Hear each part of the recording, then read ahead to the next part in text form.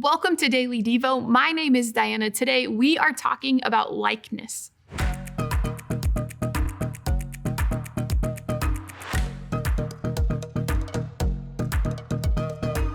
Have you ever listened to someone describe a person by comparing them to others? For example, sportscasters sometimes describe a rookie by likening them to players from the past. So they may say things like, oh, they've got Michael Jordan's drive and Steph Curry's three-point range. Or maybe a new artist could be described as painting with the innovation like Picasso and with the emotive expression of Van Gogh.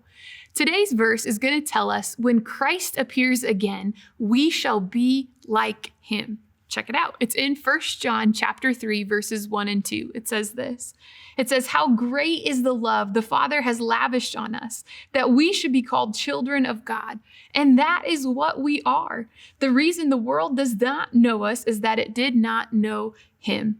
Dear friends, now we are children of God, and what we will be has not yet been made known. But we will know that when he appears, we shall be like him, for we shall see him as he is. Here's the point. Your most important likeness is Christ likeness.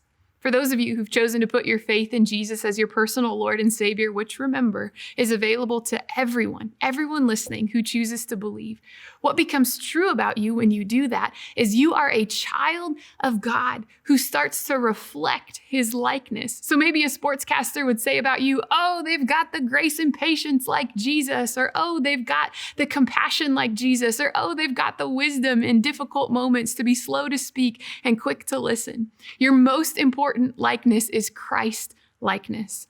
So in this Devo series, we are talking about what is true about you and your identity as a follower of Christ. Today, remember, the more that you soak in God's love, the love of the Father that he lavished on you, like our verse started with, the more you come to reflect the heart and values and ways of Jesus. And one day when Christ returns, your likeness shall be fully transformed.